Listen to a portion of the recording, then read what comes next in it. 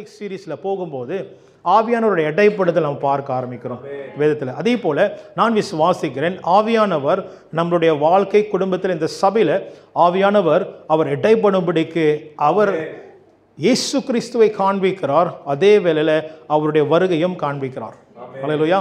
ஆகையால் ஆவியானவர் எடைப்படுகிற காலகட்டம் இது. I believe very strongly. பாருங்க, ஒவ்வொரு சீசன்லையும் ஒவ்வொரு காலகட்டங்கள் வரும். ஒவ்வொரு அந்த காலமும் நேரமும் ஆண்டவர் ஒருவரே அறிந்தவராக இருக்கிறார். only God knows the season. அப்போ அந்த சீசன் எல்லா டைம்லையும் ரிவைவல் வராது. உண்மை தானே? எல்லா நேரத்திலும் ரிவைவல் வராது. ரிவைவல் வரும், ரிவைவல் போயிடும். Revival is for a season. Revival is not forever. எழுப்புதல் நிரந்தரமாக இருக்காது. எழுப்புதல் வரும், அதை கர்த்தர் நியமித்த நேரத்தில் வரும், அதை கர்த்தர் நியமித்த நேரத்தில் மறைந்து விடும். அல்லேலூயா. ஆகையால் எல்லாத்துக்கும் காலங்கள் உண்டு, நேரங்கள் உண்டு. ஆனால் இன்னைக்கு ஆவியானவர் கொண்டு வருகிற காரியங்கள் அது நிரந்தரமானது என்று ஆவியானவர் நமக்கு காண்பிக்கிறார் என்று விசுவாசிக்கிறேன். அல்லேலூயா. ஆகையால் நம்மளுடைய காலகட்டம், இந்த காலகட்டம் நான் என்ன விசுவாசிக்கிறேன்னா, ஆவியானவர் மத்தியிலே அவர் பலவந்தமாக அவருடைய வார்த்தையினால் அவருடைய அசைவினால் நம் மத்தியிலே கிரியை செய்கிற ஒரு காலகட்டத்தில் நாம் இருக்கிறோம் என்று விசுவாசிக்கிறேன். ஆமென். அல்லேலூயா. எல்லாம் கூட இருக்கீங்களா? ஆகையால் தேவ பிள்ளைகளே, இந்த நாளிலே இதுதான் பார்க்க போகிறோம். போன வாரம்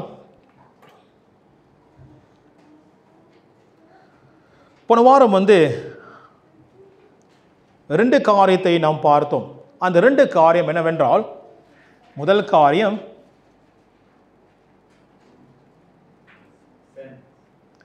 you are the chosen one. Okay, நிறைய காரியங்கள் நீங்கள் எழுதியிருக்கலாம். அது முக்கியமான ரெண்டு கருப்பொருள் என்னவென்றால், நீங்களும் நானும் தெரிந்து கொள்ளப்பட்டவர்கள். We are the chosen one. ஆமென்.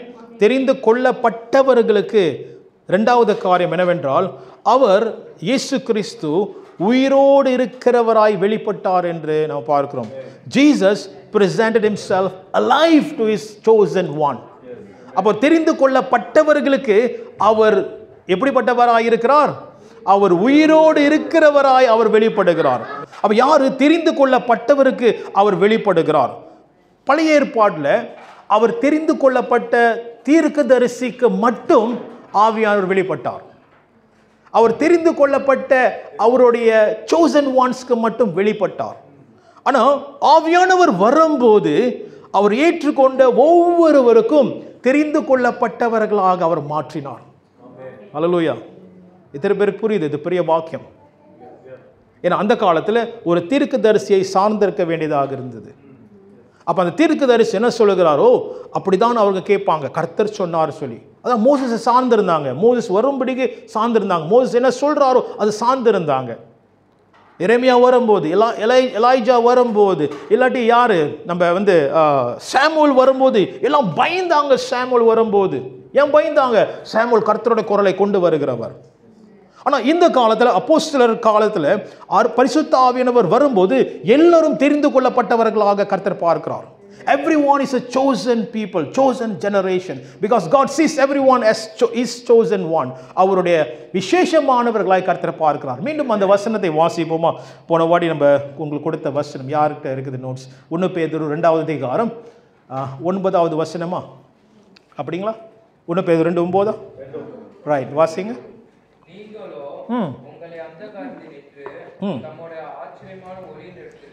அந்த காலத்திலிருந்து அப்ப இருளில் இருந்து ஆண்டவர் என்ன செய்தார்? ஆச்சரிய ஒளிக்கு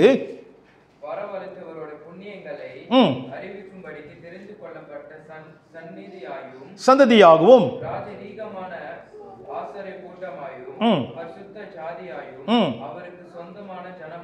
அவருக்கு சொந்தமான ஜனமாக அவர் நம்மை தெரிந்து கொண்டார். He is chosen generation. He is chosen special people. இதுதான் விசேஷமான ஒரு காரியம். You and I are special to God. Amen. Hallelujah. How special? ஆவியானவர் எல்லாருக்கும் ஊற்றப்பட்டார். ஆமென். ஆகையால் எவ்வளவு ஆவியானவர் கூட நம்ம இணைகிறோமோ அவ்வளவு ஆவியானவர் வெளிப்பட போகிறார். இதுதான் சத்தியம். This is the truth. எவ்வளவு ஆவியானவர் நாம் எடைப்படுகிறோமோ அவரோடு கூட இந்த சீசனில், இந்த சீரீஸில், இந்த நம்ம சர்ச் போகிற இந்த வருஷத்தில் இதுதான் என்னுடைய உற்சாகம். எல்லாருக்கும் நான் விடுவிக்கிற உற்சாகமான வார்த்தை என்னவென்றால், my advice and my motivation is that எல்லோரும் ஆவியானவர் கூட நெருங்க ஆரம்பிப்போம். அல்லேலூயா. எப்படி நெருங்கும்படி கர்த்தர் எதிர்பார்க்கிறார்னா, இப்போ கொடுக்குற ஒவ்வொரு வார்த்தையும் பிரசங்கமும் ஆவியானவர் பேசிக்கொண்டே இருக்கிறார், உணர்த்தி கொண்டே இருக்கிறார். எனக்குள்ளே நெருங்கு, நான் இயேசுவை காண்பிக்க போகிறேன். I'm going to present Jesus alive to you. நீ பார்க்காத இயேசு. ஆமென். இவ்வளவு தடவை நான் யூடியூப்ல தான் பார்த்திருக்கேன், இயேசு இப்படிப்பட்டவர், இப்படி காட்சி நான் பார்த்தேன், இப்படி அவர் செய்தார் என்று நான் கேள்விப்பட்டேன். ஆனால் ஆண்டவர் இந்த காலகட்டத்தில் உங்களுக்கு உங்களுடைய அனுபவத்தில் அவர் உயிரோடு இருக்கிறவராய் அவர் காண்பிக்க போகிறார். ஆமென். ஹல்லேலூயா. ஆமென். ஆகையால் நாம் விசுவாசிக்கும் போது, இந்த அசைவை நம்பும் போது ஆவியானவர் நிச்சயமாக உங்களுடைய வாழ்க்கையை தனிப்பட்ட முறையில் மட்டுமல்ல, உங்கள் குடும்பத்திலும் நீங்கள் செய்கிற ஊழியத்திலும் கர்த்தர் இடைப்படுவார். ஹல்லேலூயா. பெரிய காரியம். ஆகையால் நம் பாக்கியவான்கள், நம்ம விசேஷமான ஜனங்கள். அப்போ இந்த விசேஷமான ஜனங்கள் ஆண்டவர் என்ன செய்கிறார்? அவர் உயிரோடு இருக்கிறவராய் இயேசு கிறிஸ்து வெளிப்பட்டார். ஆமென். நம்ம இதான் பார்த்தோம், வெளிப்பட்டார். அப்போ அவர் வெளிப்படுகிற விதம் எப்படி தான் இன்னைக்கு நாம் பார்க்க போகிறோம். How does Jesus reveal himself? எப்படி இயேசு நம்மளிடத்தில் உயிரோடு இருக்கிறவராய் வெளிப்பட போகிறார். ஆமென். அதை நம்ம பார்க்க போறோம் இன்னைக்கு. அந்த நாட்களிலே சீடர் மத்தியிலே அவர் தோன்றினார் in the flesh. அப்படின்னா தொட்டாங்க அவரை. அவர் காயத்தை தாமஸ் தொட்டு பார்த்தார். ஹல்லேலூயா. தொட்டு பார்த்தவர் உலகத்துக்கு கொண்டு போனார் அந்த இயேசுவை. ஹல்லேலூயா. அப்போ நாம் இந்த காலகட்டத்தில் நாம் எப்படி ஜெபிக்க போகிறோம்? ஆண்டவரே, நீங்கள் ஏன்ட்ட ஆண்டவரே என்னுடைய வாழ்க்கையில், என்னுடைய ஜெபத்தில் உயிரோடு இருக்கிறவராய் நீங்கள் வெளிப்படணும் நீங்கள் சொல்ல அவர் நம்ம ஜெபிக்கும் போது எப்படி அவர் வெளிப்பட போகிறார் உயிரோடு இருக்கிறவராய்? How does Jesus going to reveal himself alive to us? இதான் நம்ம பார்க்க போகிறோம். ஆகையால் நாம் ஜெபிக்க போகிறோமா? ஆவியானவரே, இயேசுப்பா நீங்கள் முன்னுக்கு வாங்க, நான் உங்களுக்கு தொடணும் அப்படின்னு தொட்டுட்டு இருக்க போகிறோமா? இல்லாட்டி நான் உங்களை ஃபீல் பண்ணோம், ஆண்டவரே நான் இந்த கிறுக்குத்தனம்லாம் நான் செஞ்சுருக்கேன், ஏன்னா ரொம்ப பாசம் அவர் மேலே, ரொம்ப பாசத்தினால ஆவியானவரே என்னை ஹக் பண்ணுங்க ஆவியானவரே நான் உணரணும்னு சொல்லி நான் கேட்டிருக்கேன், ரொம்ப அடி கேட்டிருக்கேன். அந்த பிரச்சனை உணரும் போது அழுந்திருக்கேன். ஆமென். நம்ம கொஞ்சம் சின்ன பிள்ளைத்தனம் தான் நம்மளுக்கு. நம்ம ஆவியான கூட போகும்போது நம்ம சின்ன பிள்ளையாக மாறிடுவோம். எத்தனை பேர் அந்த அனுபவம்? நம்மளே உள்ள ரூமுள்ளே ஆட ஆரம்பிப்போம். யாருமே இல்லையா, நம்ம என்ன கூத்தலாம் பண்ணலாம். ஏன்னா ஆவியானவருக்குள்ள அந்த உறவு, அந்த தொடர்பு. ஆனால் வேதத்தின் பிரகாரம் இது ரெண்டு காரியத்தை உங்களுக்கு காண்பிக்க போகிறேன். இதை ஆயத்தம் பண்ணும்போது ரொம்ப அழகாக ஆவியானவர் கொண்டு வந்தார். சவுல் ஒரு அனுபவத்துக்குள் கொண்டு போனார். சவுல் இயேசு கிறிஸ்துவை அனுபவிக்காத ஒருவர். யார் நான் சொல்கிறேன்னா சவுல். ஓகே. அப்போ சவுல் இயேசுவை அவர் அனுபவிக்க கிடையாது. ஆனால் அதுக்கு எதிராக இயேசு கிறிஸ்துவை சீடர்களை சாகடிக்கும்படிக்கு புறப்பட்டு போனவர் யாரு? ஸ்தேவான் சாவடிக்கும் போது சவுல் அங்கே இருந்தார் என்ற வேதம் சொல்லுகிறது. He was there. He was one of the reason Stephen was stoned to death. அப்போ பாருங்க, அப்படிப்பட்ட சவுல் இயேசு உயிரோடு இருக்கிறவராய் அவர் காண்பித்தார். எப்படி காண்பித்தார்? சவுல் டமாஸ்கஸ் ரோடுக்கு போகும்போது கிறிஸ்தவர்களை, அந்த டைமில் இன்னும் கிறிஸ்தவர்கள் என்ற பேர் வர கிடையாது, இன்னும் வரலை. அப்போ அந்த டைமில் கிறிஸ்தவர்களுடைய பேர் என்னன்னா த வே. அதுதான் அவங்களுடைய வழிகளிலே இருக்கிறவர்கள். நீங்கள் நம்மள என்னது வழிகளிலே, அந்த வழிகளிலே இருக்கிறவர், அதான் அப்போ உள்ள பேர். கிறிஸ்தவர்கள் என்ற பேர் இன்னும் வர கிடையாது அந்த டைமில். அப்படின்னா வழிகளில் இருக்கிறவர்கள். நான் இப்படிப்பட்ட இந்த கோட் இது பல வருஷத்துக்கு முன்பதாக இந்த கோட் வந்துச்சு. இந்த தியானிக்கும் போது அழகான code. Saul or Paul was on the way to persecute the one who is in the way. புரியுதுங்களா? Pavul he was on the way to persecute, சாகடிக்க யாரு? The one that was on the way, but he was met by the way, the truth and the life. Amen. ஆமென். ஜீவனாய் இருக்கிற, நானே வழியும் சத்தியமும் ஜீவனுமாய் இருக்கிறவர் அவரை தொட ஆரம்பித்தார். அந்த வழியில போகிறதுல தொட ஆரம்பித்தார். ஆகையால் இந்த சவுல் இப்படிப்பட்ட அனுபவத்துக்குள் வர ஆரம்பித்தார். சில பேர் இப்படிப்பட்ட அனுபவங்களில் வைத்து இயேசு எப்படி எனக்கு வெளிப்பட்டார் என்று சொல்லுவார்கள். கேள்விப்பட்டிருக்கீங்களா? இயேசுவை நான் தரிசனமாய் பார்த்தேன், அப்படி வெள்ளை உருவத்தை நான் பார்த்தேன் அப்படின்னு சவுல் பார்த்த காட்சி, அந்த அனுபவத்தை போல அவர்கள் அநேகர் நம் சாட்சி கொடுக்கிறோம். நானும் கொடுத்துருக்கேன், இப்படியாக இயேசு கிறிஸ்து இப்படியாக வெளிப்பட்டார், என்னை தொட்டார் அப்படின்னு சொல்லி, ஆவியானவர் தொட்டார் என்று சொல்லி, அவர் பிரசனம் எப்படியாக இருக்கிறதுன்னு சொல்லி நாம் அந்த அனுபவங்களை நாம் என்ன செய்வோம், இயேசு கிறிஸ்து இப்படியாக உயிரோடு இருக்கிறவராய் அவர் வெளிப்பட்டார் என்று நாம் அப்படியாக நாம் கேள்விப்படுகிறோம், நாமும் சொல்லுகிறோம். ரைட்டுங்களா? But I tell you, it is very subjective. அது ஒரு சப்ஜெக்டிவ் சொல்லும்போது அப்போ அது ஒவ்வொரு வாழ்க்கையிலுடைய தனிப்பட்ட அனுபவங்களாக இருக்கிறது. It is personal experience, very subjective. Amen, amen. எல்லாம் கூட இருக்கீங்களா? நல்லா கவனமாக்கலங்க. இப்போ நம்ம புரியும். Subjective, very personal, and also it's a one time experience. அப்போ அந்த அனுபவம் அது ஒரு நேரம் அனுபவம். அப்படின்னா அந்த டைமில் அந்த அனுபவம் நடக்குது, சதா காலமாக அந்த அனுபவம் இருக்காது. ஆமென். அப்படியே இருக்குமா? அப்படியே பிரசனத்திலே போயிட்டு பிரசனத்திலே வந்துட்டு அப்படியே பிரசனத்திலே வேலை செஞ்சுக்கிட்டு அப்படியே வருமா? இல்லை. அப்போ அது ஒரு தர அனுபவமாக இருக்கும். அந்த காட்சி அப்படியே நம்ம காட்சி பார்த்துக்கிட்டே இருக்குமா? இல்லை. It's one time experience.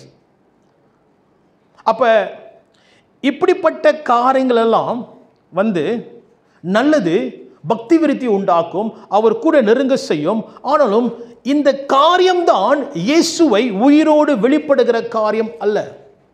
அல்ல என்ன சொல்றேன்னா, அது நிரந்தரம் இல்லாதது. ரைட்டா சொல்றது? நிரந்தரம் இல்லாதது. அப்ப this is not sustain. What I am going to reveal, நான் அப்படிப்பட்ட பவுலே இதை பிரசங்கிக்க கிடையாது, இதை பலமாக பேச கிடையாது, இயேசு உயிரோடு எப்படி வெளிப்பட்டார் என்று. ஆனா பவுலே வேற காரியம்தான் அவர் உயிரோடு இருக்கிறவரா என்று அவர் கொடுத்தார். அதுதான் பார்க்க போகிறோம். So I'm going to reveal what, என்ன காரியம் இயேசு கிறிஸ்து உயிரோடு இருக்கிறவராய் நமக்கு வெளிப்படுகிறார் என்று நாம் பார்க்க போகிறோம்.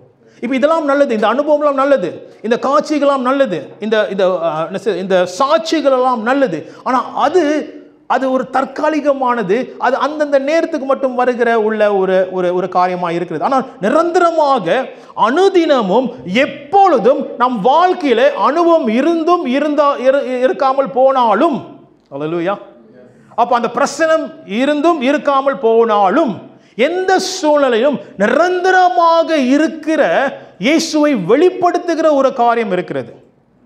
அந்த காரியம்தான் ஆவியானவர் நமக்கு வெளிப்படுத்துவார். அல்லேலூயா.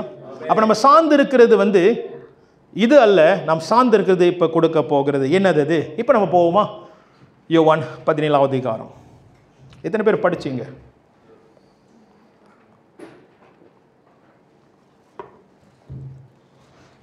யோவான் 17வது அதிகாரம் 6லிருந்து 19 நம்ம பார்க்க போகிறோம். நான் சீக்கிரமாக நான் கொடுக்க போகிறேன், பிறகு மற்ற காரியம் உங்களுக்கு கொண்டு வந்திருக்கிறேன். ஆகையால் நாம் சீக்கிரமாக இந்த காரியத்தை பார்க்க போகிறோம். 6லிருந்து 19. ஆண்டவர் இயேசு கிறிஸ்து ஜெபிக்கிறார். பாருங்க, ஆண்டவர் ஜெபிக்கிறார் என்றால் அந்த ஜெபம் வல்லமையானது. ஆண்டவர் செய்கிற ஒவ்வொரு ஜெபமும் உங்களுக்கு மேபி உங்களுக்கு ஒரு உற்சாகமாக இருக்கிற ஒரு தியானம் என்னவென்றால், if you want to meditate something, pastor எனக்கு என்ன மெடிடேட் பண்ணுறதில்ல வேதத்தில், go and meditate the prayer of Jesus. Amen. Matthew chapter 6 ஆண்டவர் ஜெபத்தை கற்றுக் கொடுக்கிறார். கெத்செமனே தோட்டத்தில் அவர் ஜெபிக்கிறார். அவர் சீடருக்காக ஜெபிக்கிறார், உலகத்துக்காக ஜெபிக்கிறார், அவருக்காக அவர் ஜெபிக்கிறார். No, John chapter 17ல அவர் இந்த சீடர்களுக்காக ஜெபிக்கிறார். He is praying for his disciple சொல்லும்போது இப்போ நீங்களும் நானும் யாராக இருக்கிறோம்? அவருடைய மற்றவங்களாம் இல்லையா? வேற குருஜி வேற யாச்சும் இருக்காங்களா? இல்லை. நாம் எல்லாம் இயேசு கிறிஸ்துவின் சீடராக நாம் இருக்கிறோம். ஆமென், ஹல்லேலூயா. ஆகையால் இந்த விடுவித்த வார்த்தை இந்த நாளில் நாம் பார்க்க போகிறோம். எதை ஆண்டவர் இயேசு கிறிஸ்து கவனமாக அவர் கொடுத்தார் என்று நாம் பார்க்க போகிறோம். What Jesus give. இந்த பிரேயரில் கூட ஆண்டவர் சொல்கிறார், இது நான் கொடுத்தேன் சொல்லுகிறார். இதுதான் நாம் பார்க்க போகிறோம். இயேசு கிறிஸ்து எப்படியாக உயிரோடு இருக்கிறவராய் அவர் காண்பித்தார், வெளிப்படுத்தினார் என்று வாசிப்போமா? 6வது வசனத்திலிருந்து.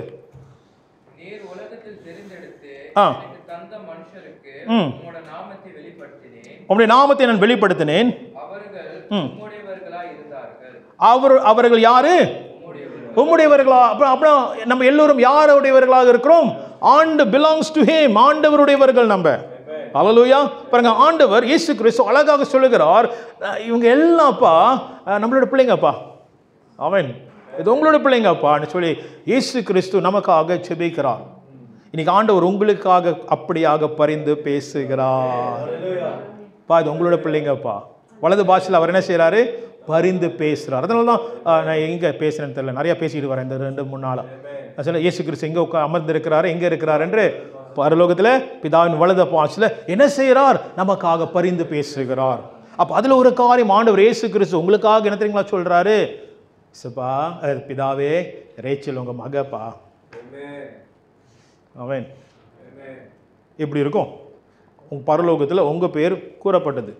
அதே போல சீடர்களுக்காக ஆண்டவர் இப்படி ஜெபிக்கிறார், உம்முடையவைகள், they are your people, சாதாரணவர்கள் அல்ல. அடுத்தது வாசிப்போம். அவர்களை எனக்கு தந்தீர், அவர்கள் உம்முடைய வசனத்தை கைக்கொண்டிருக்கிறார்கள். 6-7-8 வாசிங்களேன். நீர் உலகத்தை தெரிந்தெடுத்து எனக்கு தந்த மனுஷருக்கு உம்முடைய நாமத்தை வெளிப்படுத்தினேன், அவர்கள் உம்முடையவர்களாய் இருந்தார்கள். அவர்களை எனக்கு தந்தீர், அவர்கள் உம்முடைய வசனத்தை கைக்கொண்டிருக்கிறார்கள். அவர்கள் உம்முடைய வசனத்தை கைக்கொண்டிருக்கிறார்கள். வாசிங்க. நீர் எனக்கு தந்தவைகள் எல்லாம் உம்மாலே உண்டாயினவென்று இப்பொழுதே அறிந்திருக்கிறார்கள். அறிந்திருக்கிறார்கள். வாசிங்க தொடர்ந்து. நீர் எனக்கு கொடுத்த வார்த்தைகளை நான் அவர்களுக்கு கொடுத்தேன். நான் பாருங்க, நீர் கொடுத்த வார்த்தையை அவர்களுக்கு நான் கொடுத்தேன். ஆண்டவர் சொல்ல கிடையாது, பிதாவே. பாருங்க, ஆண்டவர் நிறைய காரியத்தை கொடுத்தார். ஆனா முக்கியமா ஜெபத்துல பிதாவிடத்தில் அவர் என்ன தெரியுங்களா சொன்னாரு? நீர் கொடுத்த வார்த்தையை இவர்களுக்கு நான் கொடுத்தேன். வாசிப்போம். இதெல்லாம் மைண்ட்ல வச்சுங்க. வாசிங்க 9வது வசனம். 8 முடிச்சிங்களா? வாசிங்க. அவர்கள் அவைகளை ஏற்றுக்கொண்டு ஏற்றுக்கொண்டு நான் உம்மிடத்திலிருந்து புறப்பட்டு வந்தேன் என்று நிச்சயமாய் அறிந்து நீர் என்னை அனுப்பினீர் என்று விசுவாசித்திருக்கிறார்கள். நான் அவர்களுக்காக வேண்டிக் கொள்ளுகிறேன், உலகத்துக்காக வேண்டிக் கொள்ளாமல் நீர் எனக்கு தந்தவர்களுக்காக வேண்டிக் கொள்ளுகிறேன். ஆண்டவர் உங்களுக்காக ஜெபம் பண்ணுகிறார். பாருங்க, இதெல்லாம் எடுத்துக்கொள்ளுங்க. இதெல்லாம் ஆண்டவர் உங்களுக்காக செய்யற காரியங்கள். நான் என்னது? ஆண்டவர் இவர்களுக்காக ஜெபிக்கிறேன். வாசிங்க. அவர்கள் உம்முடையவர்களாய் இருக்கிறார்களே, உம்முடையவர்களாய் இருக்கிறார்களே, என்னுடையவைகள் யாவும் உம்முடையவைகள். ஹல்லேலூயா. உம்முடையவைகள் என்னுடையவைகள், அவர்களை நான் மகிமைப்பட்டிருக்கிறேன். நான் இனி உலகத்திலே I will not be in the world. நான் உலகத்திலே இரேன், இவர்கள் உலகத்தில் இருக்கிறார்கள். இவர்கள் உலகத்திலே இருக்கிறார்கள். இப்ப யார் இருக்கிறாங்க? மற்றவங்களா? யார் இங்க இருக்கிறா? நம்ம இருக்கிறோம். ஆண்டவர் சொல்லுகிறார், இவை நான் உலகத்துக்கு நான் போக போறேன். இதான் நினைச்சு அப்போஸ்தலர் காலத்துல, அப்ப அப்போஸ்தலர் 1ஆம் அதிகாரத்துல ஆண்டவர் எடுத்துக்கொள்ளப்பட போறாரு. ஆனா அந்த காலகட்டம் ஞாபகம் இருக்குங்களா? அப்போஸ்தலர் 1ஆம் அதிகாரம் எத்தனாவது வசனம்? 10-11. அவர் தூதர்கள் சொல்லுகிறார்கள், என்ன சொல்றார்கள் தூதர்கள்? ஏன் மேலே பார்க்குறீங்க? போனவர் மீண்டும் வரப்போகிறார். ஹல்லேலூயா. அப்ப அந்த காலகட்டம், அந்த பீரியட் ஆஃப் டைம் என்ன செய்ய போகுது? இங்க உலகத்துக்கு உள்ளவர்கள், அப்புறம் இந்த உலகத்தில் இருக்கிற அவருடைய பிள்ளைகள், வழியிலே இருக்கிறவர்கள், கிறிஸ்தவர்கள், இந்த சபை என்ன செய்ய போகிறது? ஆண்டவர் உலகத்துக்கு அனுப்ப போகிறார். The sending comes here. அனுப்ப போகிற காரியம் இங்க ஆண்டவர் இயேசு கிறிஸ்து ஜெபத்திலே விடுவிக்கிறார். நான் இந்த உலகத்தில் இருக்க போறதில்லை, ஆனா இவர்களை நான் அனுப்புகிறேன். I'm sending these people to the world. Hallelujah. But they are not of the world. அப்படிதான் வசனம் போட்டிருக்கும். வாசிங்க. நான் உம்மிடத்திற்கு வருகிறேன், பரிசுத்த பிதாவே, நீர் எனக்கு தந்தவர்கள் நம்மை போல ஒன்றாய் இருக்கும்படிக்கு நீ அவர்களை உம்முடைய நாமத்தினாலே காத்துக்கொள்ளும். நான் அவர்களோடு கூட உலகத்தில் இருக்கையில் அவர்களை உம்முடைய நாமத்தினாலே காத்துக்கொண்டேன். நீர் எனக்கு தந்தவர்களை காத்து கொண்டு வந்தேன். வேதவாக்கியம் நிறைவேறத்தக்கதாக கேட்டின் மகன் கெட்டு போனானே அல்லாமல் அவர்கள் ஒருவனும் கெட்டு போகவில்லை. அப்புறம் ஜூடாஸ் தவிர. அப்புறம் வாசிங்க. இப்பொழுது நான் உம்மிடத்திற்கு வருகிறேன். அவர்கள் என் சந்தோஷத்தை நிறைவாய் அடையும்படி உலகத்தில் இருக்கையில் இவைகளை சொல்லுகிறேன். நான் உம்முடைய வார்த்தையை அவர்களுக்கு கொடுத்தேன். திருப்பி ஆண்டவர் சொல்றார், உம்முடைய வார்த்தையை நான் கொடுத்திருக்கிறேன். நான் உலகத்தான் அல்லாதது போல அவர்கள் உலகத்தார் அல்ல. ஹல்லேலூயா. சரி, எல்லாம் சொல்லுங்க. நான் உலகத்தார் அல்ல. ஆமென். நான் உலகத்தார் அல்ல. I am not of the world. ஆமென். ஆமென். புரியுற மாரி சொல்கிறேன், நம்ம புரியுற மாரி அடப்பாங்கர மொழியில் நான் பேசுகிறேன். மீன் எவ்வளோ கடலேருந்து எடுத்தாலும் அந்த மீன் உப்பு போட்டு தான் சமைக்கணும்.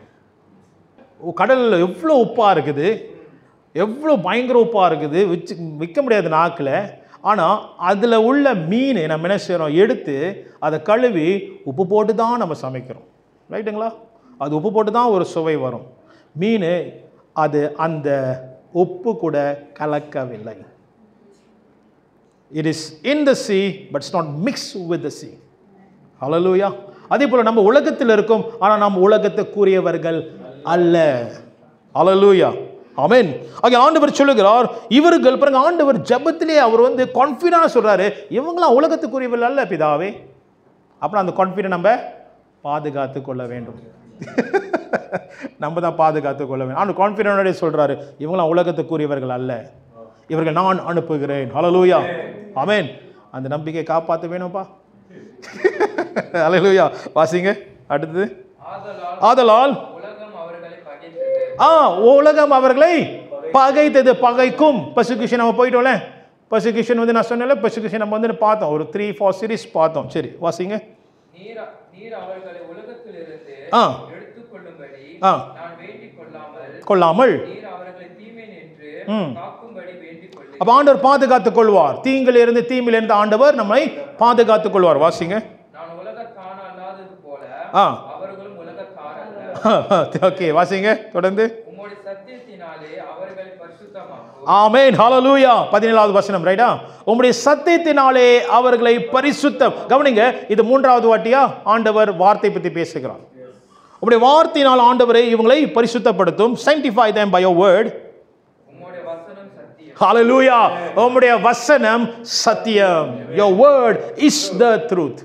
ஹல்லேலூயா. வாசிங்க 18 முடிச்சிருங்க. நீர் என்னை உலகத்தில் அனுப்பினது போல உலகத்துக்கு அனுப்பினது போல நானும் அவர்களை உலகத்தில் அனுப்புகிறேன். ஹல்லேலூயா. அனுப்புகிறேன். அவ்வளவுதானே விடுச்சு. கவனிங்கள் தேவ பிள்ளைகளே, அப்ப ஆண்டவர் இயேசு கிறிஸ்து ஜெபத்திலே அவர் பிதாவிடத்தில் என்ன தெரியுங்களா சொல்றாரு, மீண்டும் மீண்டும் மீண்டுமாக சொல்லுகிறார், அவர்களுக்கு என்னுடைய சீடர்களுக்கு இந்த உலகத்துக்கு தெரியுங்களா அனுப்புகிற என்னுடைய பிள்ளைகளுக்கு நான் கொடுத்ததெல்லாம் உம்முடைய வார்த்தை. It's your word. That means Jesus present himself as the word. அவர் வார்த்தையாக தோன்றினால் வெளிப்படுத்தினார், அவருடைய வார்த்தை பிதாவுடைய வார்த்தை அவர் வெளிப்படுத்தினார். சோ தேவ பிள்ளைகளே, அவர் எப்படி நமக்கு இந்த காலத்தில் அவர் உயிரோடு இருக்கிறவராய் வெளிப்படுத்த போகிறார் என்றார், வார்த்தையினாலே. அவருடைய வார்த்தையினாலே is going to present himself alive. ஏன் தெரியுங்களா இந்த காரியத்தை சொல்லுகிறேன்? அனுபவம் காட்டிலும், நம்மளுடைய எல்லா சாட்சிகள் காட்டிலும், நம்ம எல்லா தெரியுங்களா தரிசனங்கள் காட்டிலும், இல்லாட்டி எழுப்புதல் காட்டிலும், இல்லாட்டி மகிமையான பிசாசு ஓடுனுச்சு காட்டிலும், எல்லா காட்டிலும் நிரந்தரமான இருக்கிறது அவர் வார்த்தை மட்டும்தான். ஹல்லேலூயா. எல்லாம் தற்காலிகமானது. பட்டாஸ் பார்க்க நல்லா இருக்கும், பார்த்துறீங்களே பட்டாஸ் நல்லா இருக்கும் பார்க்கறதுக்கு, வெடிக்கும் போது நல்லா இருக்கும், எல்லாம் வா, எல்லாம் வீடியோ இதில் எடுத்து எல்லாம் வா நல்லா இருக்கும். ஆனால் கொஞ்ச நேரம் தான். உண்மை தானே? இது நிரந்தரமானது. அண்ணாடிக்கு நம்மளுக்கு லைட்டு வாரவனா நம்மளுக்கு லைட்டு கொடுக்குது. ரைட்டுங்களா? யாராச்சும் பார்த்து இது பிரமித்திருக்குமா? லைட்டு கொடுக்குற எனக்கு இல்லை. பட்டாசை பார்த்து நமக்கு இதான் இதான் இதான் இதான் உண்மை. உண்மை தெரியுங்களா? பட்டாசு பார்த்து பிரமிக்கிறோம், ஆனால் நமக்கு வந்து தெரியுங்க எல்லாம் பார்க்கும்படிக்கு இந்த லைட்டை நம்ம வந்து அதை வந்து நம்ம கரிசனை எடுக்கிறதே கிடையாது நம்ம. ரைட்டுங்களா? இல்லை. ஸோ அதே போல தேவனுடைய வார்த்தை தான் நிரந்தரமானது. ஹல்லேலூயா. ஏனென்றால் வேதம் சொல்லுகிறது, யோவான் 1வது அதிகாரம் உங்களுக்கெல்லாம் தெரிஞ்ச 1வது வசனம் ஆண்டவர் அழகாக சொல்லுகிறார், ஆதியிலே வார்த்தை இருந்தது, அந்த வார்த்தை தேவனிடத்தில் இருந்தது, அந்த வார்த்தை தேவனாக இருந்தது. ஹல்லேலூயா. அப்ப தேவனுடைய வார்த்தை, அவரே வார்த்தையா இருக்கிறார். அப்ப அவர் பிரசன்ட் பண்ண போறார். Jesus want to present himself. It's the word. Simple as that. அவ்வளவுதான். Very simple mathematic formula. ஏன்னா அவர் வெளிப்படுத்த போறார்னா அவர் யோவான் 1வது அதிகாரத்தில் சொல்லிட்டார், நானே வார்த்தை. அப்ப என்ன நான் வெளிப்படுத்த போறேன்னா பட்டாசு மூலியமா இல்லப்பா, அற்புதம் அடையாளங்கள் மூலியமா இல்லப்பா. நல்லது, இதெல்லாம் நல்லது. எப்படி நான் வெளிப்படுத்த போறேன்னா நிரந்தரமான என்னுடைய வார்த்தை. வாசிப்போமா? மத்தேயு 24:35 எழுதிங்க. மத்தேயு 24:35. Alright, சீக்கிரமாக. வானமும் பூமியும் ஒளிந்து போம், ஹalleluya. என் வார்த்தை ஒருபோதும் ஒளிந்து போகாது. It will not fade away. Matthew 24 verse 35. இங்கிலீஷ்ல யாராச்சும் வாசிக்கிறீங்களா? Matthew 24:35. Heaven and earth will pass away, Heaven and earth will pass away. but my words will by no means By no means. Hallelujah. அவருங்க அந்த emphasis பார்த்தீங்களா? By no means it will pass away. அது ஒருபோதும் அது என்ன செய்யாது?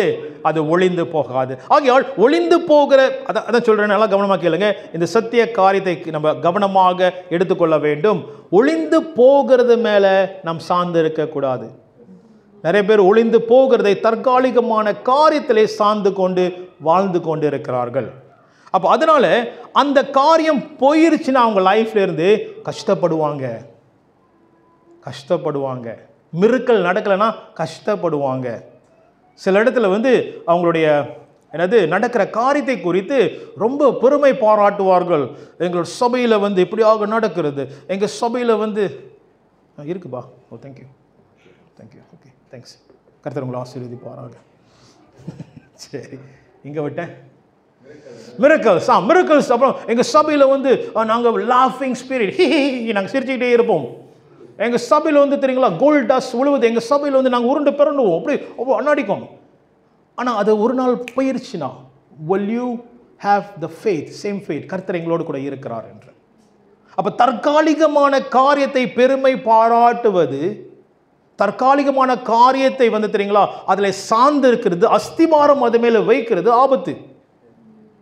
நாம் இயேசு மேலே, ஆண்டவர் இயேசு மேலே சார்ந்து இருக்க வேண்டும் என்றால் அவர் வார்த்தையிலே சார்ந்து இருக்க வேண்டும். அதனால தான் இந்த காரியம் என்ன நடக்கும்னா, இப்படிப்பட்ட சார்ந்திருக்கிற ஜனங்கள் விழுந்து போவார்கள். they will fall. சில பேர் சபை மேல் சார்ந்து இருப்பாங்க, சில பேர் போதகர் மேலே சார்ந்து இருப்பாங்க, சில பேர் அந்த சபையின் ஃபவுண்டேஷன், அப்படின்னா சபை எவ்வளோ வெல்த்தியாக இருக்குது, எவ்வளோ பயங்கரமாக இருக்குது, அது மேலே சார்ந்து இருப்பாங்க. இது போயிருச்சுன்னா போச்சு அவங்க லைஃப். ஆமென். எல்லாரும் கூட இருக்கீங்களா? ஹல்லேலூயா. ஆக தேவ பிள்ளைகளே, இன்னைக்கு நாம் அப்படிப்பட்ட இந்த அப்போஸ்தல நாட்களில் இயேசு கிறிஸ்து இப்படியாக நான் உயிரோடு இருக்கிறவரை வெளிப்படுகிறேன் என்று சொல்லி ஆண்டவர் வெளிப்படுத்தினது போல, அவர் காண்பித்தது போல, பாரு தோடு என்னை தோடுன்னு சொல்லி ஆண்டவர் சீரர்களை காண்பித்தது போல, அப்போ they have the first hand experience. புரியுது என்ன சொல்றேன்? first hand experience அப்படின்னா முதல் தொடுதல், முதல் அனுபவம், the first hand experience. Second hand இல்லை, யாரோ சொல்லி வரல, இவங்களே அனுபவித்தாங்க. அதனால தான் அவங்களுக்கு அப்போஸ்தலர்கள் என்ற பெயரிடப்பட்டது. அப்போஸ்தலர் இயேசு கிறிஸ்து அனுபவித்தவர்கள். ஆமென். அவர் கூட இருந்தவர்கள். அந்த ஃபர்ஸ்ட் ஹேண்ட் எக்ஸ்பீரியன்ஸ். அதே போல தேவ பிள்ளைகளே, இன்னைக்கு நாம் அனுப்பப்பட போகிறதுக்கு முன்பதாக இயேசு கிறிஸ்துவின் முதல் அனுபவம், தொடுதலின் அனுபவம் நாம் அனுபவிக்க வேண்டும். The first hand experience we must experience. ஆகையால் தேவ பிள்ளைகளே, நீங்கள் தேவனுடைய வார்த்தையை தியானிக்க வேண்டும். நீங்கள் தேவனுடைய வார்த்தை சொந்தமாக பார்க்க வேண்டும், சொந்தமாக படிக்க வேண்டும், சொந்தமாக தியானிக்க வேண்டும். மற்றவங்க மூலியமாக அல்ல. நல்லது பிரசங்கம் கேட்கிறது தெரியுங்களா, சில பேர் ஃபாலோ பண்றாங்க யூடியூப்ல, நான் இவரை ஃபாலோ பண்றேன், அவ்வளோ ஃபாலோ பண்ண. ஐ டெல் யூ, இயேசு கிறிஸ்து சொன்னார் ஃபாலோ மீன்னாரு. ஆகையால் ஃபாலோ ஜீசஸ்னா மஸ்ட் ஃபாலோ ஹிஸ் வேர்ட். அப்ப நாம் அவரை அனுபவிக்க வேண்டும் என்றால் ஃபர்ஸ்ட் அவர் வார்த்தை நீங்கள் நானும் சொந்தமாக தியானிக்க ஆரம்பிக்க வேண்டும். அப்பொழுது அவர் உயிரோடு இருக்கிறவராய் வெளிப்படுவார். அவருடைய தொடுதல் நம்ம அனுபவிக்க ஆரம்பிப்போம். இன்னைக்கு தொடுதல் பற்றி தான் உங்களுக்கு பேச போறேன். ஆமென். நாம் வளர வேண்டும், வளர வேண்டும். ஆமென். பவுல் 2 காரியத்தை குறித்து பேசுறார். நீங்க பால் குடிக்கிறவங்களா இருக்காதீங்க. என்ன செய்யணும்? நீங்க எங்க வந்திருக்கணும் சொல்லுங்களேன். சொல்லுங்க சிஸ்டர். இறைச்சி சாப்பிடணும். அப்போ நம்ம ஒரு வளர்ச்சி அங்கே கொண்டு வர வேண்டும். ஹல்லேலூயா. கொஞ்சம் யோசிச்சு பாருங்க, கொஞ்ச நேரம் யோசிச்சு பாருங்க. வளர்ந்த பிள்ளைக்கு 20-24 வயசு பால் போத்தை வச்சு பாலை கொடுத்துட்டு இருந்தா என்ன நடக்கும்? என்ன யோசிக்க முடியாது. அதனால தான் பவுல் சொல்றாரு, இங்க பாரு, இன்னும் பால் குடிச்சிட்டு இருக்கியா நீன்னு. இறைச்சி சாப்பிட்ற ஒரு இடத்துக்கு வர வேண்டும். ஹல்லேலூயா. எல்லாம் கூட இருக்கீங்களா? புரியுதுல என்ன சொல்றேன்னு? அப்போ ஒரு வேதத்தில் ஒரு வளர்ச்சி வர வேண்டும். ஏன்னா பிள்ளைக்கு வளருது, கை காலெல்லாம் வளருது, அறிவு வளருது, எல்லாம் வளருது. வளரும் போது வேத ஞானமும் வளர வேண்டுமா? வேண்டும் இல்லையா? நிச்சயமா வளரணும். பேபியா இருக்கும்போது, பிள்ளையா இருக்கும்போது அதுக்கு அந்த அறிவு இருக்காது, ஊட்டணும். ஆனால் ஒரு காலகட்டம் வந்த கையோட அந்த பிள்ளை என்ன செய்யணும்னா சொந்தமாக என்ன செய்யணும், சாப்பாடு போய் தேடணும். குசினியில் அம்மா என்னாச்சும் வச்சிருக்காங்களா போய் தேடணும். இல்லாட்டி இல்லைன்னா போட்டு முட்டை போட்டு பொரிச்சு நசி குறை சொந்தமாக செய்யணும். அல்லேலூயா. சரி, அடி அடி வாங்கிக்கோங்க, அடி வாங்கிக்கோங்க. இல்லை இல்லை, ஸோ உதாரணம் தான் வந்துச்சு, ஃப்ளோவில் வந்துருச்சு. அப்போ அந்த வளர்ச்சியில் வரும்போது, அந்த சாப்பிட்ற வளர்ச்சியில் வரும்போது அந்த பிள்ளைக்கு தெரிய ஆரம்பிக்கும், நான் எது எடுக்கணும், எது சாப்பிடக்கூடாது, எது சாப்பிடணும், அந்த பிள்ளைக்கு தெரியும். ரைட்டுங்களா? அப்போ என்னோட உடம்புக்கு என்ன சரியாக இருக்கும், இன்னைக்கு என்ன சாப்பிடணும்னு சொல்லி சரியாக இருக்கும். பால் குடிச்சுட்டு இருந்தால் ஒன்றும் புரியாது. அப்போ அந்த வளர்ச்சிக்கு வர வேண்டும். வரும்போது தான் இந்த வேதத்தில் நான் எதை தியானிக்க வேண்டும், எந்த வசனம் என் வாழ்க்கையில் நான் எடுத்துக்கொள்ள வேண்டும், எந்த வசனம் இப்போ எனக்கு தேவை தியானிக்க வேண்டும் சொல்லி அந்த வளர்ச்சிக்குள் இவர்கள் வருவார்கள். அல்லேலூயா. பால் குடிச்சிட்டே இருந்தா வேதம் ஒன்று தெரியாமல் இருக்கும், வேத வார்த்தை எப்படி செயல்படாமல் இருக்கும். ஆமென். அல்லேலூயா. அதனால தான் இந்த சபையில் நம்ம பால் குடிக்கிறவங்களேருந்து இறைச்சி சாப்பிட்ற வரைக்கும் நம்ம உதவி செய்கிறோம். அல்லேலூயா. இந்த வளர்ச்சியில் நம்ம கொண்டு வர பார்க்குறோம். எந்த இடத்துல இருந்தாலும் பிரச்சனை கிடையாது, ஆனால் அதுலேருந்து நீங்கள் வளரணும். அல்லேலூயா. இறைச்சி சாப்பிட்றவங்க உங்களுக்கு பாபிக்யூ செய்யறது கற்றுக் கொடுக்குறேன். இப்போ எப்படி பாபிக்யூ செய்யறதுன்னு. அல்லேலூயா. வித்தியாசமாக நம்ம சாப்பிட வேண்டும். சரிங்களா? ஆமென். அல்லேலூயா.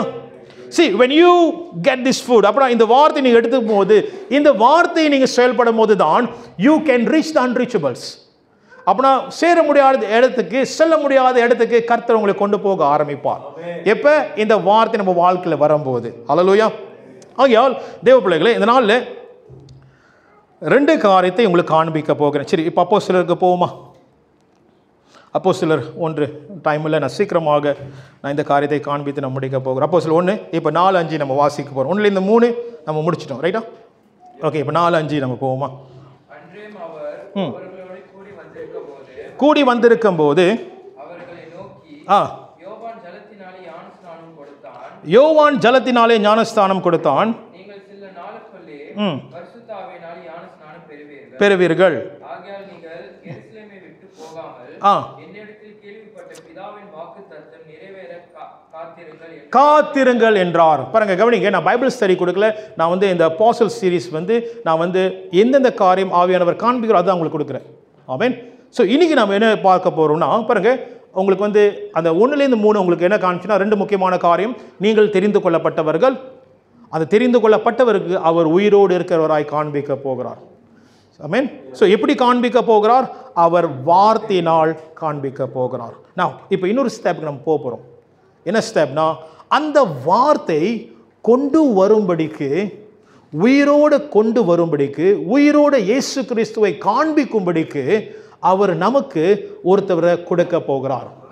கொடுத்துட்டார். ஆமென். இப்போ சீர்கிட்ட அவர் சொல்ல, நான் கொடுக்க போகிறேன். ஒரு வார்த்தை வந்துச்சு. அந்த வார்த்தை என்னவென்றால் காத்திருங்கள். வெயிட். நான் I want you take that word, wait. இந்த வெயிட் பற்றி நம்ம பார்க்க போகிறோம். அதான் நம்மளோட தலைப்பு, wait for his touch. Now, இந்த ஆவியானவர் என்ன செய்கிறார்? இவர்தான் அந்த வார்த்தை, அந்த இயேசு கிறிஸ்துவை நமக்கு கொடுக்க போகிறார்.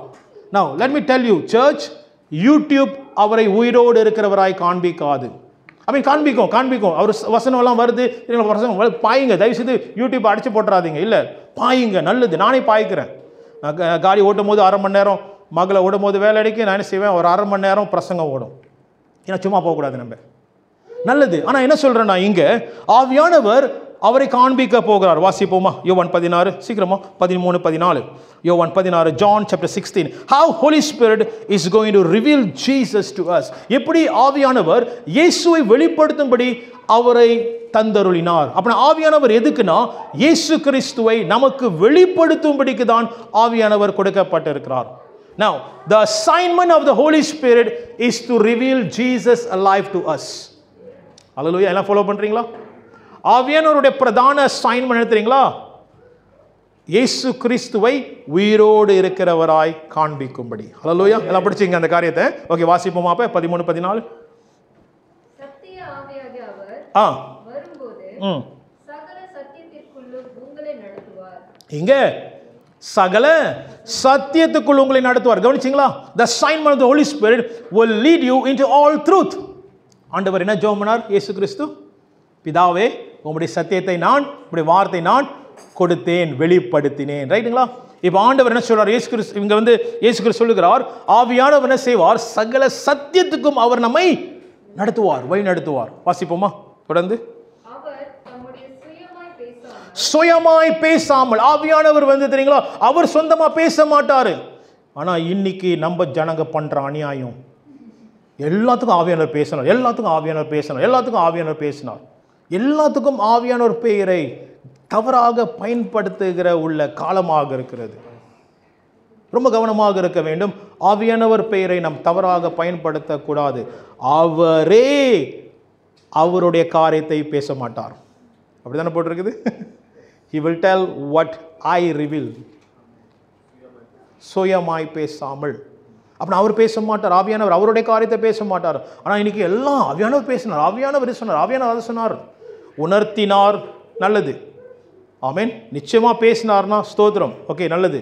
ஆனால் எல்லாத்துக்கும் வெங்காயம் வெட்ட சொன்னார், இதை உரிக்க சொன்னார், துண்டு எடுத்து கொடுத்தாரு. இதெல்லாம் அநியாயமா இல்லை? ரொம்ப அநியாயமா இல்லை?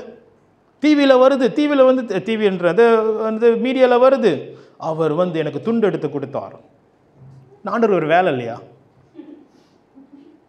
தயவுசெய்து இனிமேலாம் ஃபாலோ பண்ணாதீங்க. இந்தமாரி குருஜிலாம் தயவுசெய்து ஃபாலோ பண்ணாதீங்க. சரி, எங்கே எங்கே இருக்கும்? பார்த்தீங்கன்னா வாசிங்க, வாசிங்க. சுயமாய் பேசாமல், பேசாமல் தாம் கேள்விப்பட்ட யாவைகளும் சொல்லி அறிவிப்பார். 14வது வசனம்.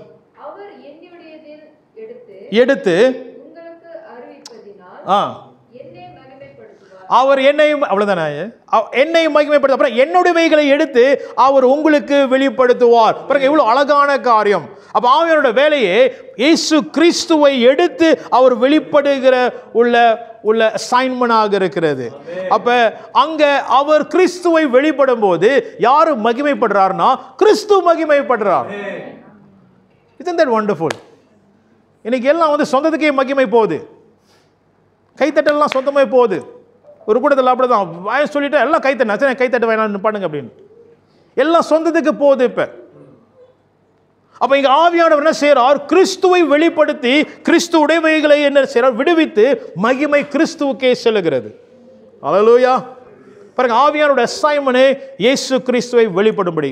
ஆகையால் இந்த வார்த்தை கிறிஸ்து வெளிப்படுத்துகிற உயிரோடு இருக்கிற அந்த வார்த்தை உங்களுக்கு கொடுக்கிறவர் பரிசுத்த ஆவியானவர் மட்டுமே. அல்லேலூயா. ஆகையால் நீங்களும் நானும் அவரை சார்ந்திருக்க வேண்டும். We must lean upon the Holy Spirit. ஆவியானவரே நீங்க கொடுக்கணும். இன்னைக்கு ஆவியானவருடைய, இதான் அழகான காரியம், ஆவியானவருடைய தொடுதல் இருந்தால் அந்த வார்த்தை ஜீவனாக மாறும். ஆமென். ஆவியானவர் தொடுதல் அந்த இடத்துல இல்லைன்னா அது வேற மாதிரியாக போக ஆரம்பிக்கும். எனக்கு டைம் இருக்கா? சரி பார்ப்போமா? ஓகே, வாசிப்போம்.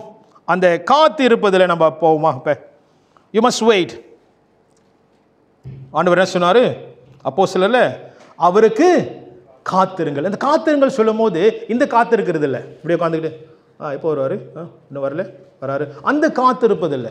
காத்திருப்பது சொல்லும் போது ஜெபத்தில் அவருக்காக, அவருடைய இடைப்படுதலுக்காக காத்திருப்பது. அப்போ இடைவிடாமல் ஜெபித்து ஆவியானவரே பேசுங்க, ஆவியானவரை இடைப்படுங்க, ஆவியானவரை காண்பீங்கன்னு சொல்லி அவர் சமூகத்தில் காத்திருப்பு தான் அந்த காத்திருப்பை காண்பிக்கிறது. ஹல்லேலூயா. செந்தில் இப்படியாக சொல்லுவாங்க, நானும் பார்த்தேன் ஒன்றும் செய்ய மாட்டாரு, நானும் பார்க்குறேன், அந்த காத்திருப்பு கிடையாது. காத்திருப்பு சொல்லும் போது அவர் சமூகத்தில் பிரசன்ன சஞ்சரிப்பது. It's being in his presence. Hallelujah. அப்ப பழைய ஏற்பாட்டில் ஒரு காத்திருப்பை குறித்து இதே போல ஒரு கூட்டம் கர்த்தருக்காக காத்திருக்கிற சூழல் வந்தது. கவனிங்க, அப்போஸ்தலர் நாட்களில் ஆண்டவர் சீடர்களை காத்திருங்கள் சொன்னார். அதே போல பாருங்க, ஆவியானவர் ரொம்ப அருமையானவர். அதே போல பழைய ஏற்பாட்டில் இன்னொரு கூட்டம் காத்திருக்க சொன்னார் ஆண்டவர். இந்த அசைவை நான் கொண்டு போக போறேன், இந்த அசைவில் நான் கொடுக்க போகிற, வெளிப்படுத்த போகிற காரியம் அதே தான் இருக்க போகிறது, ஆனால் காத்திருங்க ஆண்டவர் சொன்னார். என்ன நடந்துச்சு? ஒரு கூட்டம் காத்திருந்துச்சு, ஒரு கூட்டம் காத்திருக்கல. வாசிப்போமா? யாத்திராகமம் 24க்கு போவோமா? Let's jump to exodus 24. எனக்கு ஒரு 10 minutes கொடுக்குறீங்களா? ஓகேண்ணா, 10 minutes கொடுக்குறீங்களா? ஓகேண்ணா, ஓகே, நான் முடிச்சிடுறேன். இல்லாட்டி இந்த சூடாக முடித்தா தான் சரியாக இருக்கும். யாத்திராகமம் 24:12-18 வாசிப்போமா? மோசேயை நோக்கி, இங்க மோசேவும் ஜனங்கள் இஸ்ரவேல் தலைவர்களும் யோசுவா இஸ்ரவேல் தலைவர்கள் the leaders were in the foothill of Mount Sinai. அப்புறம் சீனாயின் மலையின் கீழே மூப்பர்களும் என்ன செய்றாங்க, இவங்க இதுக்கு முன்பதாக பயங்கரமான அனுபவம்லாம் பார்த்தாங்க. ஆண்டவர் அந்த மலையின் அடிவோரத்தில் பயங்கரமாக காட்சிகள் ஆண்டவர் காண்பிக்க ஆரம்பித்தார். இதெல்லாம் பார்த்து அப்புறம் பிறகு ஆண்டவர் என்ன செய்கிறார், மோசே இடத்துல ஆண்டவர் பேசுகிறார். வாசிங்க. நீ மலைக்கு என் மேலே ஏறி வந்து அங்கே இரு.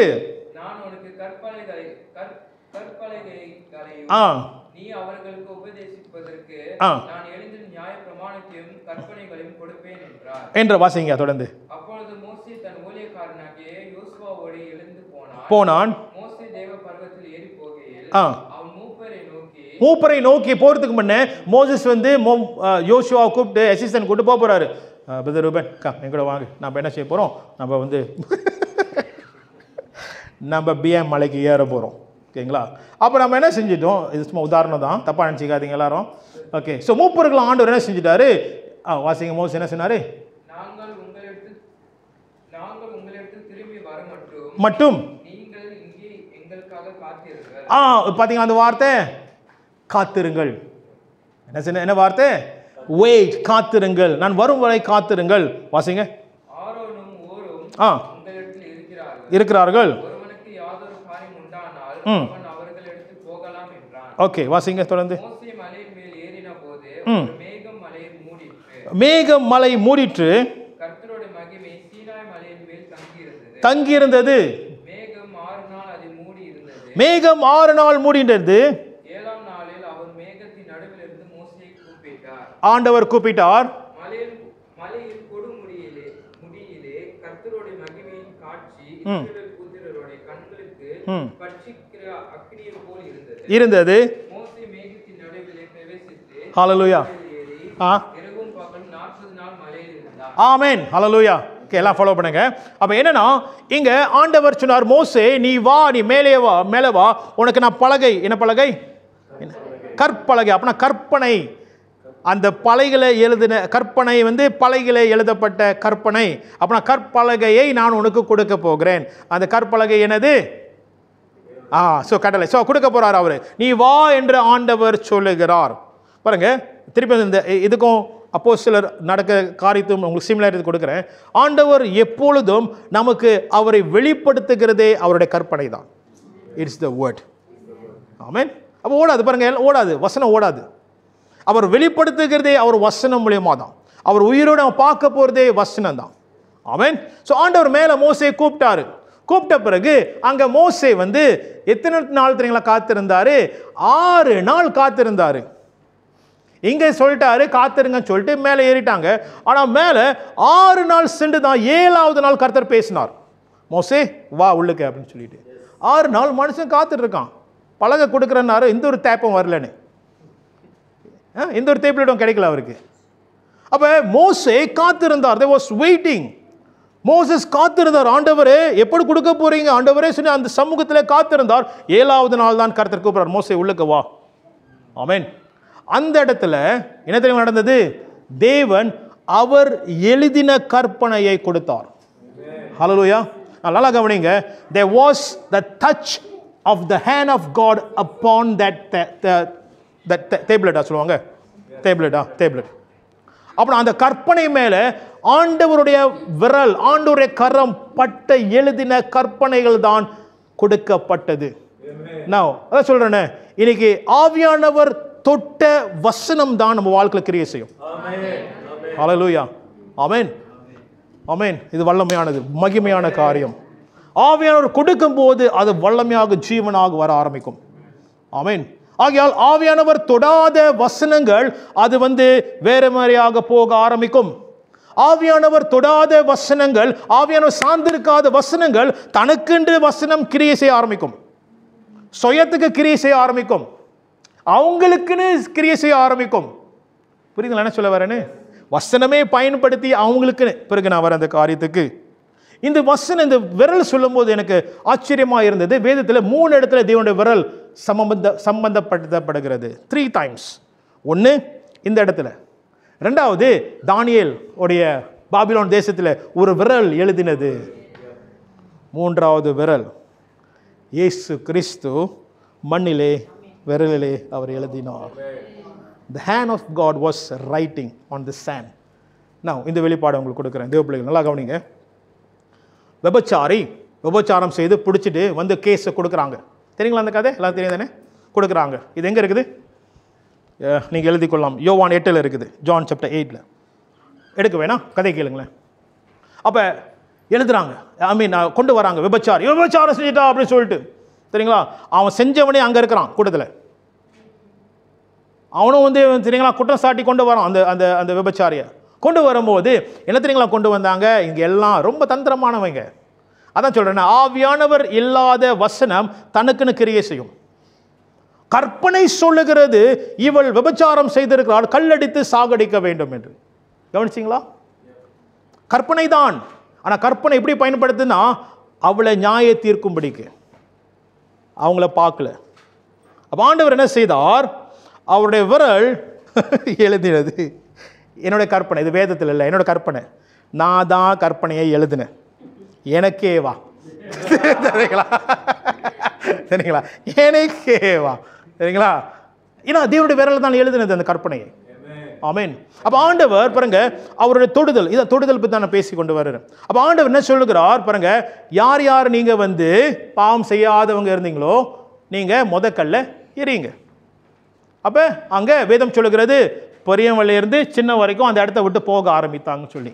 ஏன்னா பெரியவனுக்கு தான் மூளை ஆரம்பிக்கும், வேலை செய்ய ஆரம்பிக்கும்.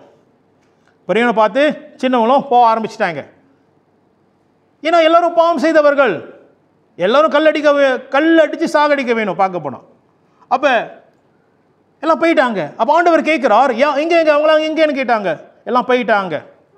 அப்போ நானும் உன்னை நியாய தீர்க்க போகிறதில்ல, இனி பாவம் செய்யாதேன்னு ஆண்டவர் அனுப்பிட்டார். அப்போ கவனிங்க, நல்லா கவனிங்க, இதான் பாயிண்ட். ஆண்டவர் இயேசு கிறிஸ்து அந்த அவருடைய அந்த கற்பனையை அவர் தொடுதலினாலே அவர் விடுவிக்கிறார். இந்த வார்த்தை இப்படியாக நீங்கள் பார்க்க வேண்டும். இந்த வார்த்தை கிருபையாக மாறுகிறது. இந்த வார்த்தை உண்மைதான். ஆனால் இந்த வார்த்தை எப்படி பயன்படுத்துகிறது? அவர் தொடுதல் காண்பிக்கிறார். Is giving the touch of his hand. இன்னைக்கு ஆவியான தொடுதல் இருந்தால்தான் இந்த வார்த்தை ஜீவனாக மாற ஆரம்பிக்கும். ஆமென். எல்லாம் கூட இருக்கீங்களா? ஹல்லேலூயா. ஆனால் ரெண்டாவது காரியம், இந்த ரெண்டாவது கூட்டம் கீழே காத்திருக்காங்க. யாரு? ஆரோன், ஊர், இவங்களாம் காத்திருக்கிறாங்க. ஊருக்கு போயிட்டாங்க. கடைசியில் எல்லாம் காத்திருந்து அது பாட்டும் படித்தாங்க. வாசிங்க. யாத்திராகம் 30 உங்கள் மைண்டில் ஓடுது, எனக்கு தெரியும். யாத்திராகம் 32:1 வாசி. மோசே மலையிலிருந்து இறங்கி வர தாமதமாய் இருக்கிறதை ஜனங்கள் கண்டபோது அவர்கள் ஆரோன் இடத்துல கூட்டம் கூடி அவனை நோக்கி, எகிப்து தேசத்திலிருந்து எங்களை அழைத்து கொண்டு வந்த மோசேக்கு, அந்த எப்படி சொல்றாங்க, அந்த பிரிச்சுட்டாங்க, அவங்க லைஃப் பிரிச்சுட்டாங்க. இது நமக்கு இல்லை. அந்த மோசேக்கு என்ன சம்பவித்ததோ அறியோம். ஆதலால் நீர் எழுந்து எங்களுக்கு முன் செல்லும் தெய்வங்களை எங்களுக்காக உண்டு பண்ணும் என்றார். 1வது வசனம் முடிச்சிட்டீங்களா? ஒன்று தானே? கவனிங்க. அப்போ மோசஸ் இங்கே என்ன சொல்கிறாங்கன்னா பாருங்க, ஜனங்கள்லாம் சொல்கிறாங்க மோசஸ் வந்து தெரியல, அந்த மோசஸ் என்ன செஞ்சிட்டாரு தெரியல, காணா போயிட்டாரு. ஆனால் இப்போ பாரு, நீ வா நம்ம எல்லாம் போவோம்னு சொல்லிட்டு எல்லாம் கிளம்பி போகிறாங்க. அந்த இடத்துல காத்திருக்க முடியல. மோசே தேவனுக்காக காத்திருந்தார், தேவனுடைய தொடுதலுக்காக காத்திருந்தார், அந்த கற்பனைக்காக காத்திருந்தார். அல்லேலூயா. ஆனால் இங்கே ஜனங்க அவங்களும் காத்திருந்தாங்க, ஆனால் மோசேக்கு காத்திருக்கல, அந்த கற்பனைக்கு காத்திருக்கல. யாருக்கு தெரியுங்களா காத்திருந்தாங்க? சொல்லுங்களேன், யாரு காத்திருந்தாங்க? சொல்லுங்க, யாரு காத்திருந்துருப்பாங்க? அவங்களுக்கே காத்திருக்கிறாங்க. அப்படின்னா அவங்களுக்குன்னு ஒரு நேரம் இருக்குது, எனக்குன்னு ஒரு வெயிட்டிங் பீரியட் இருக்குது. அந்த வெயிட்டிங் பீரியட்னா நான் இந்த டைம் வரைக்கும் தான், அந்த டைமில் முடிஞ்சிருச்சு, மோசஸ் வரல, கிளம்புங்க எல்லாரும். அப்படின்னா யாருக்கு நம்ம காத்திருக்காங்க? அவருக்கே காத்திருக்காரு. அவருக்குன்னு ஒரு செட் டைம் இருக்குது, அவரு செட் பிரின்சிபல் இருக்குது. அப்போ கர்த்தர் மோசேவே காத்திருக்க சொன்னார் 6 நாள். 7வது நாள் கொடுத்தார். 40 நாள் மோசேஸ் அங்கே இருந்தார். ஆனால் ஜனங்களுக்கு அவங்க காத்திருக்க முடியல. கர்த்தருடைய தெரியுங்களா அந்த கற்பனைக்கு காத்திருக்க முடியல. என்ன செய்யறாங்க? அழகவனிங்க, அழகான வெளிப்பாடு. இங்க தேவனுடைய தொடுதலுக்காக மோசஸ் காத்திருக்கிறாரு. ஆனா இங்க என்ன தெரியுங்களா 2வது வசனத்துல வாசிங்க, சீக்கிரம் வாசிங்க. ஆரோன் காதுக்கு போயிட்டாங்க. காதுகள் இருக்கிற நான் இங்க செஞ்சனா போச்சு, சபை வந்து எல்லாம் கலைஞ்சிருவீங்க. ஓகே, கழட்டி காணிக்கை பெட்டியில் அப்புறம் பிறகு எல்லாரும் போடுங்கள். சரிங்களா? ஆமீன். ஒருத்தரும் ஆமீன் சொல்லல பார்த்தீங்களா? சரி, சொல்லுங்க, வாசிங்க. கழட்டி ஆரோன் இடத்துல கொண்டு வந்தார்கள். அப்ப இவங்க எல்லாம் என்ன செஞ்சாங்க? உருக்கி ஒரு கண்ணுக்குட்டியை உருவாக்கினாங்க. Now the point is, இதான் வெளிப்பாடு. கவனிங்க, அங்க மோசே கர்த்தருடைய தொடுதலுக்காக காத்திருந்து அவருடைய தொடுதலினாலே அந்த கற்பனை கொண்டு வர போகிறார். ஆனா இங்க ஜனங்க தனக்காக செல்ஃப்க்கு காத்திருந்து அவங்களுடைய கரத்தில் their hands. இப்போ யாருக்கு கரம் தெரியுங்களா வேலை செய்யுது? சொந்த கரம். தேவனுடைய கரம் காத்திருக்க முடியலனா சொந்த கரம் வேலை செய்ய ஆரம்பிக்கும். அந்த கரம் என்ன தெரியுங்களா உருவாக்கும்? அந்த கரம் விக்கிரகத்தை உருவாக்கும். அந்த விக்கிரகம் பல ரீதியில் இருக்கலாம், நிறைய ரீதியில் இருக்கலாம். அது பணமாக இருக்கலாம், பெருமையாக இருக்கலாம், பட்டமாக இருக்கலாம், தெரியுங்களா அந்தஸ்தாக இருக்கலாம். அது பல பல ரீதியில் இருக்கலாம். அந்த என்னது அந்த விக்கிரகம். ஆமென். எத்தனை பேர் ஃபாலோ பண்ணுறீங்க என்ன சொல்கிறேன்னு? 2 விதமான காரியத்தை நம்ம அங்கே பார்க்குறோம். So unless the Holy Spirit touch the word, அந்த வார்த்தை தொடப்பட்ட வார்த்தை கொண்டு வந்தால் ஒழிய ஜீவனுள்ள வார்த்தை நாம் பார்க்க முடியாது, ஜீவனுள்ள இயேசுவை நாம் பார்க்க முடியாது.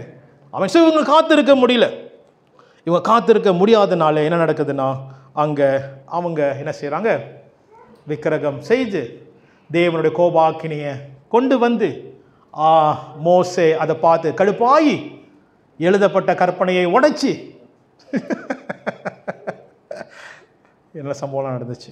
ஆண்டவர் வந்து அங்கே வந்து ரொம்ப கோபமாயிட்டார். இன்னொரு மனுஷன் காத்திருந்தான், ஜோஷுவா. மேலே பயங்கரமான போம், கீழே ஆர்ப்பாட்டம் கொண்டாட்டம். அதான் சொல்கிறேனே பாருங்க, நீங்கள் நிறைய வெளிப்பாடு அங்கே பார்க்கலாம்.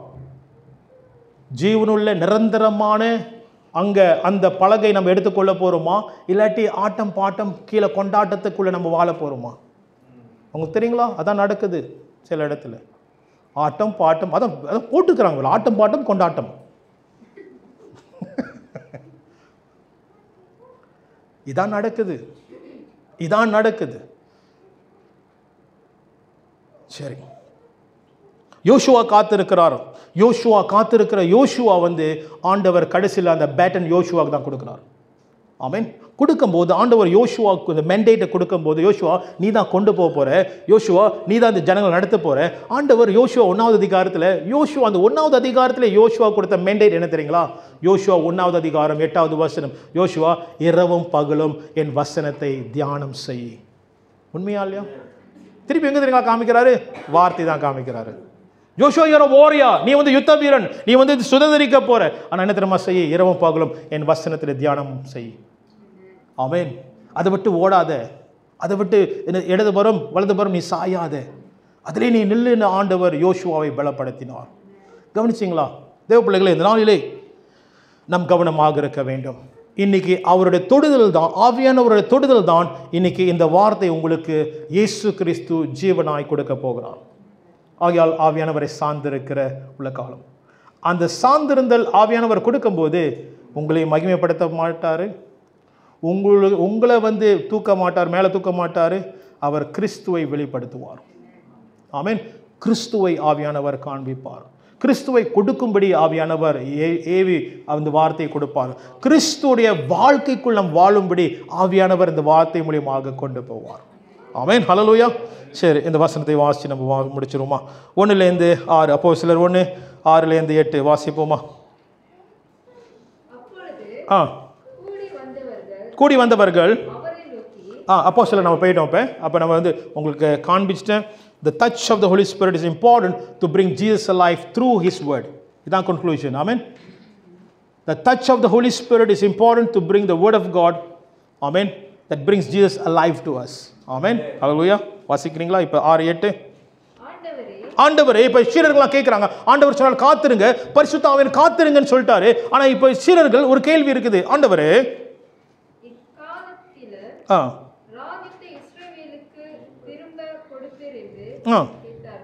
இஸ்ரவேல் ராஜ்யத்தை நீங்க வந்து ரிஸ்டோர் பண்ண போறீங்களா? அப்படின்னா இஸ்ரவேல் சொல்லும்போது அங்குள்ள ராஜ்யம், இப்போ மலேசியா, அதே போல இஸ்ரவேல் இந்த ராஜ்யம் ரோமர் ஆட்சியா எங்களை போட்டு துன்பப்படுத்துறாங்க, அதை ரிஸ்டோர் பண்ண போறீங்களா கேட்கிறாரு. அதுக்கு அவர்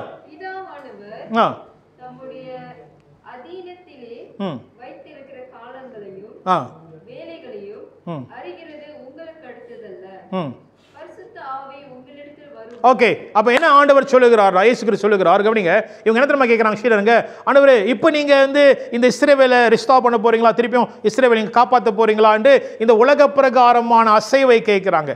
அவர் எங்கேயோ பேசிட்டு இருக்காரு, எங்கேயோ கொண்டு போயிட்டு இருக்கிறாரு, திருப்பியும் இவங்க எங்க வந்துட்டாங்க. இது எப்படி தெரியுங்களா? எஸ்பிஎம்ல திரக்குவாடி தஜோ தெரியுங்களா? தஜோ இருக்குது, வேற என்னமோ எழுதுறது தெரியுங்களா? அந்த கதை தான். ஆகையால் அசைவில், இந்த பரிசுத்தாவரோட அசைவில் நீங்களும் நானும் கவனமாக ஆவியானவர் சொல்லுகிறது, சபைக்கு பேசுகிறதை காதுள்ளவன் கேட்க கடவான் என்று கேட்கும்போது ஆமென், ஆவியானவர் நடத்துவார். நம்ம சிந்தனை வேற இடத்துல இருந்தா வேற காரியம் தான் நம்ம பேச ஆரம்பிப்போம். வேற காரியம் தான் நம்ம வந்து தெரியுங்களோ, நம்ம வந்து இந்த கான்வர்சேஷனில் போக ஆரம்பிக்கும். இப்போ உதாரணத்துக்கு இன்றைக்கி வந்து சபையில் இப்படி இந்த அசைவில் நம்ம போய் கொண்டு இருக்கோம், அப்போஸ்தலர் குறித்து போய் கொண்டு இருக்கிறோம். அதனால தான் நம்மளுடைய டிபார்ட்மெண்ட் எல்லாம் வந்து கோ த்ரூ திஸ், இந்த காரியத்தை குறித்து நீங்கள் பேசுங்க, என்கரேஜ் பண்ணுங்கன்னு. இதில் விட்டு நம்ம வேற காரியம் போகணும்னா அப்படின்னா அசைவு மாறுகிறது. ஆமென். எல்லாருக்கும் புரியுது என்ன சொல்கிறேன்னு? அப்போ நம்ம கவனமாக இருக்க வேண்டும். இவங்க ஆண்டவர் மீண்டும் என்ன தெரியுங்களா சொன்னாரு? 8 என்ன சொல்றாரு? அவரு திருப்பி கொண்டு போறார். பரிசுத்த ஆவியானவர் வரும்போது திசை திருப்புறார். இங்க வந்து திருப்பி வந்துரு, பரிசுத்த ஆவி வரும்போது நீங்க புறப்பட போறீங்க. ஹல்லேலூயா, ஐம் கோனா சென்ட் யூ. அதான் ஆவியானவர் காத்திருங்க என்று ஆண்டவர் சொன்னார். தேவ பிள்ளைகளே, இந்த நாளிலே ஆவியானவரை அனுப்ப போகிறார்.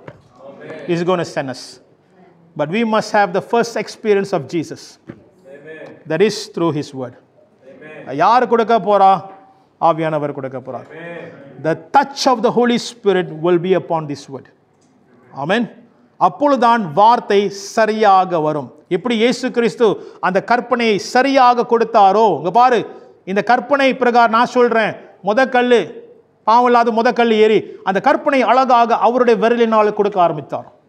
The touch of Jesus was upon that word. Amen. It was powerful. ஜெபம் செய்வோம். Let us pray.